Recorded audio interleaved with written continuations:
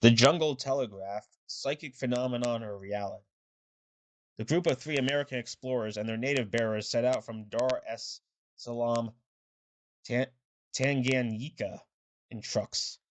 Their destination was the African jungle wilds just north of Djembe. The purpose of their safari was twofold.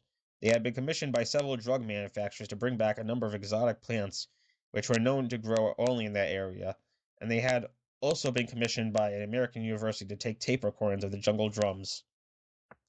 After they reached a settlement on the Ruaha River, they left their trucks, crossed over, and set out on foot with 2 native guides leading the way. The pack containing their miniature recording equipment were carried by the Americans. All the other gear was toted by the natives. They did not want the natives to know they were there for the purpose also of making tape recordings of their jungle telegraph. Because they had learned that absolute secrecy was necessary, the men had agreed to refrain from any discussion whatsoever of their plans to record the drums. Each man knew what his task was, and they were to fulfill them independently of one another.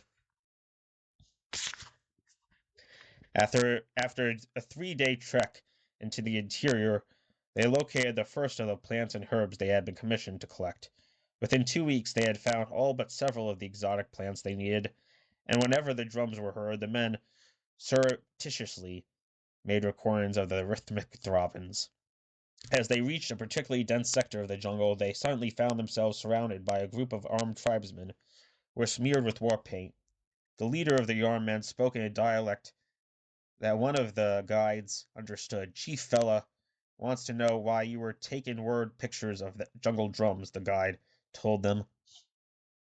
The Americans remained poker-faced and denied the accusation. "Chief says you lie.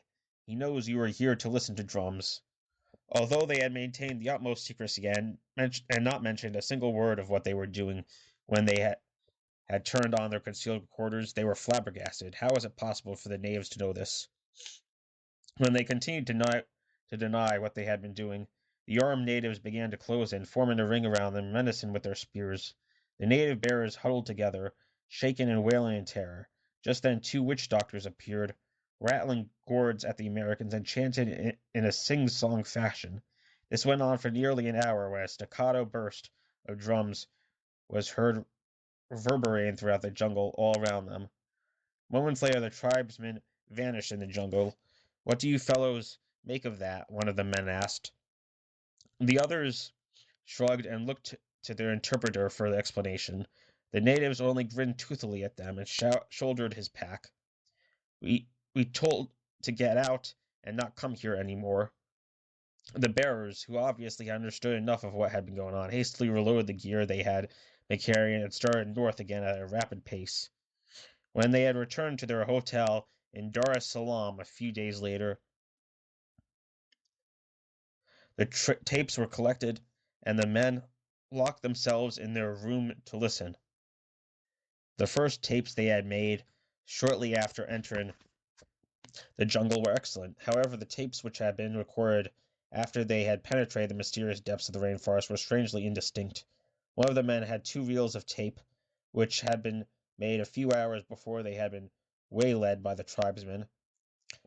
When those tapes were played, not a sound could be heard. Whether they had stumbled upon something that would have enabled the communications professors at the university to break the mystery of the jungle telegraph, they had no way of knowing. But what was even more incredible was the fact that somehow the natives had known what they were doing and had managed to erase the tapes. How had they been able to do this without touching the machines? Had it been the jungle telegraph that had told them there were outsiders poking into their secrets? We may some day know, when and if civilized man is ever to fathom the mind of his primitive brother.